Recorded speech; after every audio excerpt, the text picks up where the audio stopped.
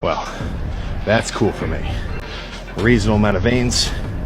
Super, I mean, just super freaking pumped. Especially my left arm. Like, I'm seeing this sort of bicep vein thicker than I ever see it. Let me do a little. Does any one of you want to be that big, that huge actually? Because when you look at him and I'm like, is this really useful? And I understand this guy is actually 22 years old, very young dude. Jump it out. I understand you want to train, you want to get stronger, you want to get huge, but when is enough, you know? How is it like to live a life like this where you're so huge? And how do you even actually wipe your behind after you do a number 2? Because when you're that big, when you have muscle get tight after a while, very stiff. It makes you kind of inflexible. It takes a lot of training, a lot of dedication, a lot of focus, and at the same time you need to have a lot of discipline to be able to go to the gym week in, day out. And your nutrition level has to be increased to achieve that level of size. All respect goes out to Simon Sulek, because to really get to that size, not only that you have to use steroids, extra boosts, and it's not natural, for sure not. And his content, he's mentioned the cocktails of different variety of supplements, and at the same time, look at his face. He's 22 years old, man. My boy looks like he's in his 40s, bro. Is it really worth it though? Freaking deficit cardio and everything else. I understand the fact that we all want to see what we are capable of physically. Not only that you just want to be able to be strong, but you want to see how your body can be developed to be looking stronger. And this is one good example of that. Only freakier pumps lie beyond. But let's get out of here and stop taking up everybody's space.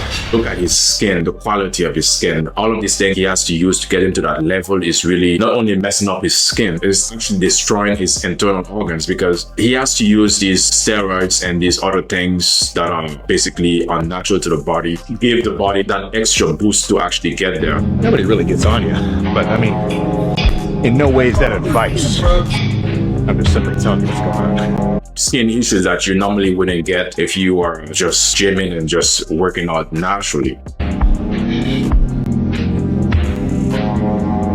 Don't get me wrong, that doesn't mean just because somebody has skin issues, that doesn't mean that they are using steroids or something that is harming them. You can be eating natural, you can be not using steroids, and your skin can still develop blemishes or different skin issues that we wouldn't want. And using this stuff will highly likely sort of circumstances for the skin. I get it, because you're big and you're training hard and you want to motivate people and you want to be an inspiration.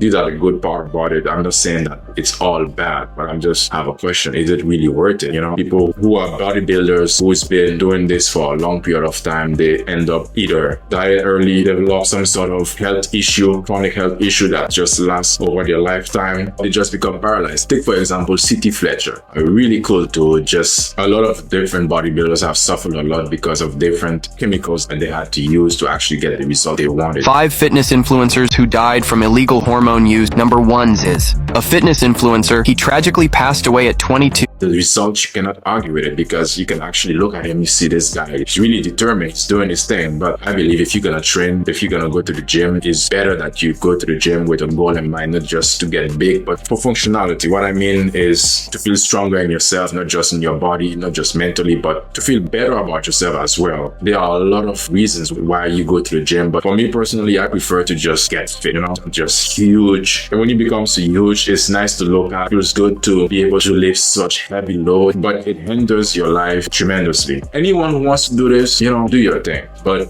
I just wanted to talk about this because every time I see Sam Sulek and I'm like, wow, massive, impressive body, but how is this actually useful? I prefer to just lift, be fit, and be a reasonable size. After 30 years old, our bodies start to lose muscle density or muscle in general. Training helps the body to rebuild the muscle, and at the same time, muscles are what help the body to stay upright in terms of posture. It's a huge part of your overall health, longevity, be able to live longer, and at the same time, being fit and hitting the gym, it's also a way of preventing injury. The muscle can be sort of shield for your internal organs. Let's say, for example, your phone, you probably have a cover in your phone or a screen protection for if your phone falls so it wouldn't break. That's the way that you got to look at muscle as well. It's not just about feeling good about yourself, feeling good about results of your hard work, dedication, and your fitness. It has many, many benefits. Let's take a look at the comments. This muscle influencer will die before 30. We don't know now because we are not God, but the reason why this comment, the first and the most liked comment, is because we've seen it multiple times in the past that bodybuilders, they become massive and they die young. So that's why we have had so many examples that illustrate when you become a bodybuilder to that level and whatever substances to be able to get to that level, to break away from the competition, there are consequences to it. I mean, it's a natural sang select, which means a lot of people prefer to do this just naturally.